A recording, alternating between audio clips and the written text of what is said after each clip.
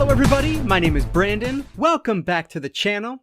I am here today to continue our journey through the Animorphs series to see if these 5 kids can thwart this alien takeover. So we will be talking about book number 2 of the Animorphs, and this one is called The Visitor, written again by K.A. Applegate. So this was originally published in 1996, but something I've come to discover since my last video on this, with these lenticular covers, which are pretty fantastic. Like, look at that. Cat, human, human cat. It's perfect. But what I come to realize is that these were actually reprints in, I forget what year they were reprinted, 2011. This one was May 2011. And there was actually some changes, some reference changes in these, which I had no idea. They did this for the first, I want to say 6 books, maybe it's 7, 8, I can't remember exactly. For the first handful of books, they reprinted them and kind of changed some references. That's a little bit disappointing, to be honest with you, because I didn't realize that this was changed. I thought it was, you know, just the same thing with a cool cover, but that's not the case. Now, mind you, I can't really think of any references that were made in this that felt like they were from 2011 versus, 1996, but who knows? And I don't even know if there's a ton of changes. If you are a fanatic of this series and you know, please let me know down in the comments below if I should be reading these with the lenticular cover or if I should be trying to track down the original printings of these to read those instead, so I don't have the up-to-date references or whatever they might be. So I thought that was kind of interesting, so I wanted to share it with you guys and see if you were aware of that, because I sure didn't know it until recently. But anyway, so with The Visitor, we are now following the narrator of Rachel, if we can get her in the screen there,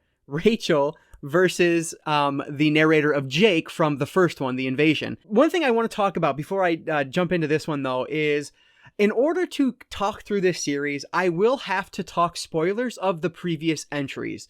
So I will not talk spoilers of the book I'm currently reviewing, but I will have to talk spoilers, most likely, of the previous books, just so we can get the story up to this point, because this is one big, long story. So in order for these reviews to make any sense, I will have to talk about some of the things that happened previously. So, for example, in this review, there will be spoilers for book number 1, which is The Invasion, but there will be no spoilers for this book here, The Visitor. So keep that in mind moving forward. I'll probably remind you on every video I do, but just in case it happens to be your first one. So anyway, there will be spoilers for The Invasion, which is book number 1, but not for The Visitor. All right, so does The Visitor live up to the high bar set by the first book? Well, let's dive right in. We pick up with The Visitor shortly after the events of The Invasion. And frankly, the kids didn't make too much progress with some of the things they were trying to accomplish in that first book. For example, Tom, which is Jake's brother, he's still a controller. They didn't make much progress there, but they did get Cassie back, who, as we mentioned last time, is Jake's love interest, I guess. It's the person that Jake has a crush on. So we did get her back. Tobias, unfortunately, one of the 5 kids, he stayed in his morph as an eagle as a hawk for too long, more than 2 hours. And so he is now stuck as this eagle. So The Visitor picks up shortly after those events. And then Jake, Cassie, Rachel, Tobias, and Marco, our 5 Animorphs, decide that they need to essentially take the next steps to help rid the planet of these Yeerks. And in order to do that, they feel like the key is to finding this Yeerk pool, which they found in the first book. Unfortunately, after what happened in the first book, the invaders have closed up this Yeerk pool entrance or portal, whatever it was, in the, I believe it was in the high school.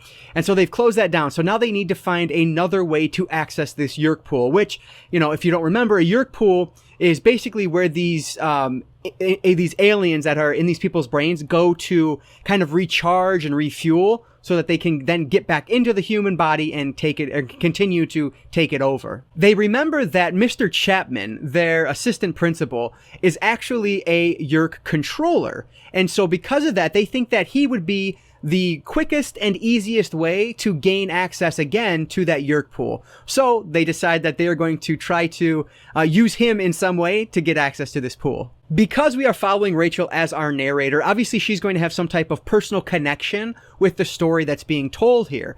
And in this case, she's actually best friends with the assistant principal's daughter named Melissa. But they've grown distant over the past few months, so they're not really super close anymore, so it's not going to be very easy to do that. So they decide that they will take the form, or take the morph, of Melissa's cat, Fluffer McKitty, which I am absolutely naming my next cat Fluffer McKitty, because that's wonderful. But anyway, they decide that they're going to take that morph so they can get access into the house and kind of hear the conversations that are going on to see if that will shed any light on where this Yeerk pool might be, or just basically what their next steps could be.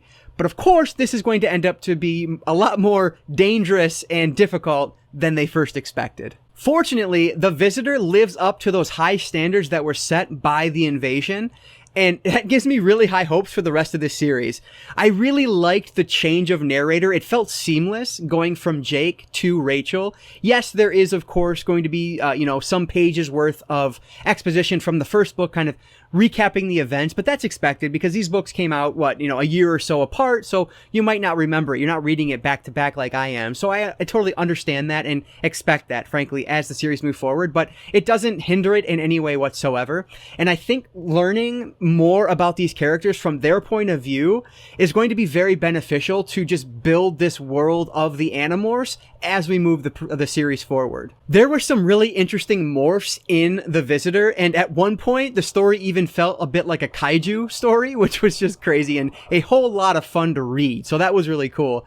The personal connection that Rachel has with Melissa, I think, works really well because there are some choices that Rachel makes because of that, which are not always the, quote unquote right choice, but they always feel appropriate for the situation. I mean, and I will repeat it, these characters do feel more mature than their age might suggest, but frankly, if they weren't, then they wouldn't be the Animorphs. This would be a one-book series, if that. And so the fact that they do feel a little bit more mature works for me because it makes this story make sense. I enjoyed The Visitor quite a bit.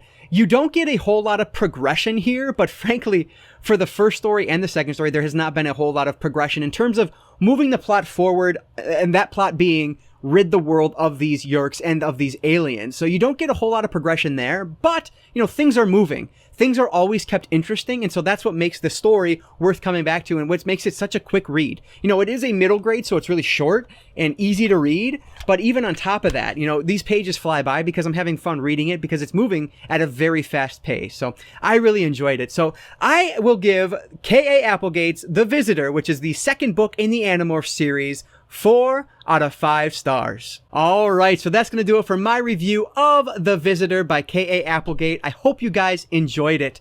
I'm really looking forward to book number 3 in this series, which is going to be The Encounter, because this one takes place from the perspective of Tobias, which is the one who is obviously stuck in his morph. And so I think he's kind of the most unique and interesting character of the 5 that we've met.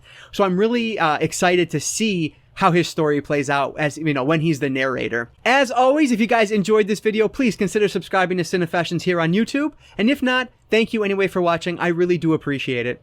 All right, guys, so that's going to do it for today. I just want to say thank you so much for watching, and I'll catch you next time.